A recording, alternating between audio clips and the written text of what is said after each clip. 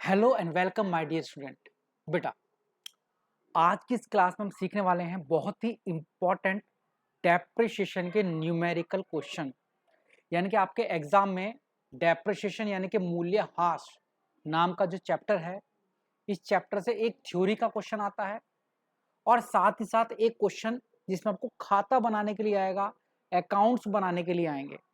तो आज की इस क्लास में फर्स्ट टॉपिक हमारे पास यही है कि भैया हम ये सीखेंगे कि डेप्रिसिएशन निकाला कैसे जाता है, मूल्यह्रास निकालते कैसे हैं। मैं ये मानकर चल रहा हूं बेटा, आपको इस चैप्टर में कुछ नहीं आता, बल्कि ये भी छोड़ो, मैं ये मान लेता हूं कि भैया आपको अकाउंट्स में भी कुछ नहीं आता, तो क्या उसके बाद भी आप डेप्रिसिएशन निकाल सकते हो? तो मेरा आंसर है बिल्कुल मेरे बच्चे निकाल सकते हो, मूल्यह्रास निकाल सकते हो। डेप्रिसिएशन का मतलब क्या होता है? संपत्ति के मूल्य में कमी का होना। डेप्रिसिएशन का मतलब क्या है? संपत्ति का मूल्य कम हो जाना। और इस डेप्रिसिएशन को कैसे निकालते हैं, आइए एक एग्जाम्पल की हेल्प से समझते हैं। बट उससे पहले जो मैं हमेशा एक शब्द बोलता हूं, ये नहीं कि मेरे चैनल को लाइक या सब्सक्राइब करें, मैं हमेशा एक शब्द बोलता हूं कि भैया एक कॉपी लेकर बैठना, एक पेन लेकर बैठना और मेरे साथ साथ समझना, ताकि आपको रट जाए। मैं गारंटी सिर्फ किस चीज की ले सकता हूं? आपको समझाने की। ये गारंटी नहीं ले सकता कि आपको एग्जाम तक याद रहेगा। समझा तो मैं दूंगा, बट आप एग्जाम तक भूल जाओगे। अब बारे सर याद कैसे रखें? अरे भाई कॉपी पर लिख लो, जैसे ही कॉपी खोलोगे तुरंत मेरी सारे शब्द आपको याद आ जाएंगे।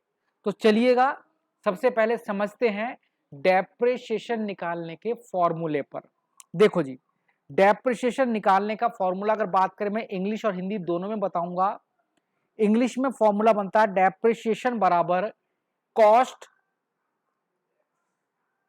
कॉस्ट माइनस स्क्रैप अपॉन में लाइफ।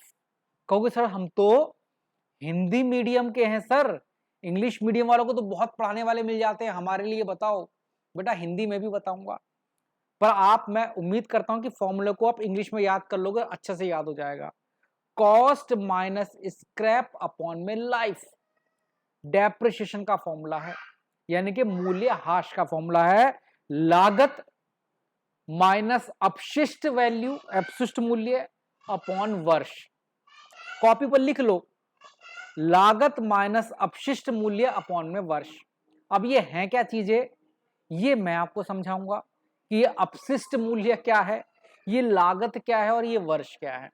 फिलहाल जल्दी से कॉपी पर लिखो, डेप्रिसिएशन बराबर cost minus scrap upon life, C minus S upon L. ये स्क्रैप क्या है मुझे बताना है, लाइफ क्या है मुझे बताना है, कॉस्ट क्या है मुझे बताना है। देखो भैया एक छोटा सा एग्जांपल समझते हैं। माना कि मुश्किल है, सॉरी, माना आपने एक कंपनी के लिए मशीन खरीदी। जब मशीन को खरीदने गए तो उसका क्रय मूल्य था 50,000 रुपए। कितने की खरीदी भैया? 50,000 रुपए की। कोई दिक्कत नहीं सर। उस मशीन को दुकान से अपने घर तक लेकर आए, तो घर तक लेकर आने पर आपने कुछ किराया दिया होगा, है ना, भाड़ा दिया होगा बेटा। मान लेते 5,000 रुपए आपने भाड़े के दिए, मशीन आपकी फैक्ट्री में आ गई। अब आने के बाद आपने उसे लगवाने पर, उसे बोलते हैं स्थापना करना या लगवाना, उस मशीन को अपनी फैक्ट्री में लगवाने पर फिर से मजदूरी दी 5,000 रुपए। तो अगर मैं बात करूं लागत शब्द की, तो लागत का मतलब यहां पर होता है उस मशीन को खरीदना नहीं, खरीदने से लेकर अपनी फैक्ट्री में लगाने तक, यानी कि उस मशीन के चलने तक जितना भी खर्चा किया वो सब उसकी लागत कहलाती है। इंग्लिश में बोलते हैं इसे कॉस्ट ऑफ एसेट्स। कितनी हो गई भाई मशीनरी? 60,000 की ये मशीनरी हो गई, इसे तो बोला था लागत। मशीन को खरीदने से लेकर मशीन को लगाने तक जितना भी पैसा खर्च हुआ वो सब लागत कहलाती है। तो लागत कितनी हुई? 60,000 रुपए। अच्छा सर जी, दूसरा क्या करना है भाई इसके अंदर हमें? देखो जब हम मशीनरी खरीदते हैं ना, तो उसी समय पर जो दुकानदार होता है वो बता देता है भैया आपको कि ये मशीन 5 साल चलेगी, या 7 साल चलेगी या 10 साल चलेगी। मान लो दुकान पर जब मशीनरी खरीदने गए तो उसने बताया ये मशीन आपकी ना 10 साल चलेगी, इसे बोलते हैं लाइफ। कितने साल चलेगी मशीन? ये 10 साल। दुकान वालों को पता होता भाई मेरी मशीन लगभग कितने साल चलेगी। तो जब आप खरीदने गए तो कुल कितने की पड़ी? 50 की? नहीं भैया, 60 की। लागत क्या कहलाएगी? 60। कितने साल तक चलेगी? 10 साल तक। अच्छा एक बात बताओ, जब मशीन के पूरे 10 साल पूरे हो जाएंगे तो क्या मशीन गायब हो जाएगी, हवा में उड़ जाएगी? नहीं ना भाई, आपके पास ही रहेगी, पर वो कबाड़ हो जाएगी। तो उस कबाड़ को तो किसी न किसी को बेचोगे, कबाड़ को बेचकर कुछ ना कुछ तो मिलेगा। मान लो आपने 60,000 की मशीनरी खरीदी, 10 साल तक चलाई, अब बिल्कुल खराब होगी बेटा, ये बिल्कुल अलट पलट हो गया मशीनरी। तो अब भी कबाड़ के रूप में बेचकर, लोहे के रूप में बेचकर कुछ ना कुछ तो पैसा मिलेगा। तो उसी को हम बोलते हैं अपशिष्ट मूल्य, मतलब कबाड़। इसे इंग्लिश में बोला था स्क्रैप। स्क्रैप को बेचकर कितना पैसा मिल जाएगा? मान लेते हैं 10,000 रुपए। तो हमें 3 बातें पता लग गई। मशीन को कितने में खरीदा था? 60,000 में। कितने साल चलेगी? 10 साल। अपशिष्ट मूल्य कितना है? स्क्रैप कितना है? 10,000 रुपए।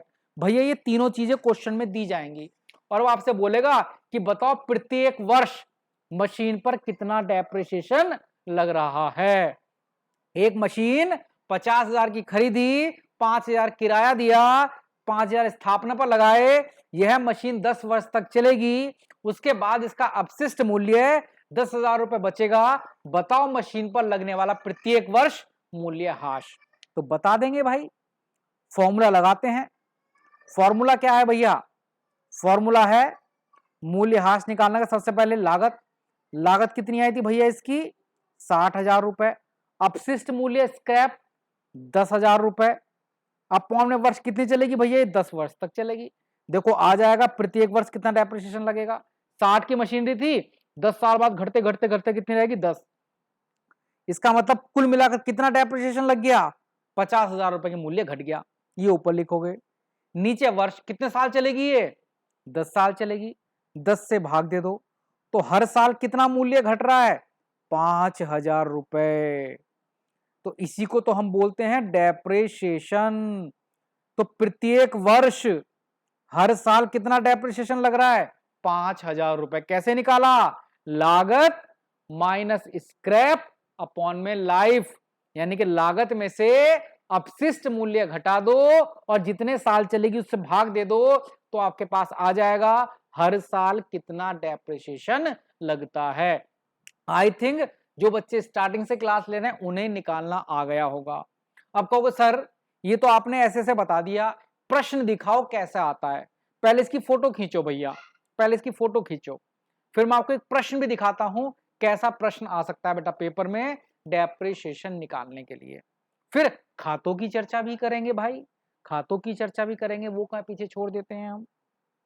चलो जी, दे रखा है मिस्टर राजेश 1 अप्रैल 2021 को 50,000 रुपए में एक मशीन का क्रय करते हैं तथा उसकी ढुलाई पर 5,000 रुपए लगवाने पर 15,000 रुपए खर्च करते हैं।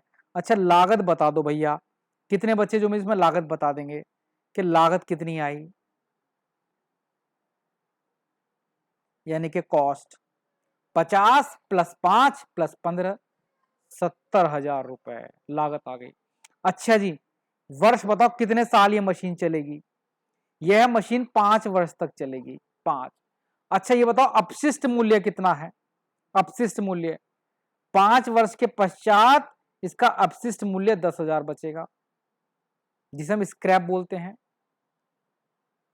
अब आपसे बोल रहा है कि प्रत्येक वर्ष लगने वाला डेप्रिसिएशन बताओ, तो क्या नहीं बता पाओगे?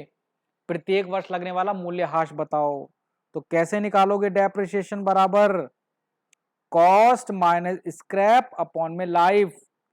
70,000 डिवाइड माइनस 10,000 अपॉन में 5। 70 में से 10 गए तो कितना बचा? 60। 60,000 डिवाइड बाई 5 कितना हुआ? 12,000 रुपए। कितना है बेटा? 12,000 रुपए। यही क्या रहा इसका आंसर। देखो कितना सिंपल सा क्वेश्चन था। ऐसे कैसे करना है, cost minus scrap upon life, कितने की खरीदी माइनस कितना अपशिष्ट मूल्य है, भाग किसे दोगे कितने साल ये चलेगी। अच्छा सर एक प्रश्न और दिखाओ, अगला प्रश्न भी देख लो भैया। मोहन ने 1 अप्रैल 2024 को 80,000 में एक मशीन क्रय की, उसकी ढुलाई पर 15,000 रुपए और लगवाने पर 5,000 रुपए दिए, तीनों को जोड़ लो, लागत आ जाएगी। लागत कितनी है बताओ, 80 + 15 + 5 1 लाख रुपए। आगे यह मशीन 10 वर्ष तक चलेगी, कितने वर्ष चलेगी, लाइफ कितनी है इसकी 10। उसके पश्चात इसका अपशिष्ट मूल्य 20,000 बचेगा। स्क्रैप कितना है इसका अपशिष्ट मूल्य 20,000 रुपए। अब इस पर क्या निकालना है आपको, इस मशीन पर लगने वाला प्रतिवर्ष मूल्यह्रास बताओ। तो मूल्यह्रास यानी कि डेप्रिसिएशन कैसे निकालते हैं बच्चों, डेप्रिसिएशन सबसे पहले क्या लिखोगे, लागत 1 लाख माइनस क्या करोगे स्क्रैप, भाग किससे दोगे लाइफ से। 1 लाख में से 20 गया तो कितना बचा 80,000, भाग किसे दोगे 10 से, तो हर साल कितना डेप्रिसिएशन लगा 8,000 रुपए। आ गया भैया आंसर। बताओ क्या भारी है, प्रत्येक वर्ष डेप्रिसिएशन निकालने के लिए आ जाए तो क्या निकाल नहीं पाओगे, थक जाओगे, परेशान हो जाओगे, रोना आएगा आंखों में, नहीं ना भाई, बिल्कुल निकाल लेंगे। सर खाते कैसे बनाते हैं, भैया खाते बनाने के लिए हम लेंगे नेक्स्ट वाला पार्ट, आप उसे नेक्स्ट पार्ट में देखेंगे जिसमें मैं आपको अकाउंट्स बनाना सिखाऊंगा। अभी मैंने आपको डेप्रिसिएशन निकालना सिखा दिया। कभी कभी बेटा एक चीज और आती है, डेप्रिसिएशन की प्रतिशत भी पूछ लेते हैं, वो क्या पूछ लेते हैं प्रतिशत, बताओ कितने प्रतिशत डेप्रिसिएशन लगा, कितने प्रतिशत मूल्यह्रास लगा। तो अगर प्रतिशत निकालने के लिए आए तो प्रतिशत का फॉर्मूला क्या होता है भैया, प्रतिशत का फॉर्मूला होता है मूल्यह्रास जो निकल कर आया इसे आप ऊपर लिख दोगे, नीचे क्या लिख दोगे लागत, गुणा क्या कर दोगे 100 से, तो इससे मूल्यह्रास का प्रतिशत भी आ जाता है। अगर मूल्यह्रास का प्रतिशत पूछा जाता है तो जो मूल्यह्रास निकला, जैसे यहां पर 8,000 रुपए निकला था ऊपर लिख दोगे, लागत नीचे लिख दोगे, गुणा 100, काट कर देखते हैं बेटा 5 जीरो से 5 जीरो कट गई तो कितने प्रतिशत आ गया 8% आ गया। तो ये मूल्यह्रास का अगर प्रतिशत निकालने के लिए आए तो ऐसे निकाल सकते हो। तो चलिएगा अब आपको लगभग ये चीज समझ में आ गई होगी कि डेप्रिसिएशन कैसे निकालते हैं। जितनों को समझ में है वो कमेंट कर देना कि सर हमें समझ में आ गया है, और बाकी अगली क्लास में करेंगे नेक्स्ट क्लास जो नेक्स्ट पार्ट है। चलिएगा तब तक जय हिंद जय भारत, अपना ध्यान रखें बेटा।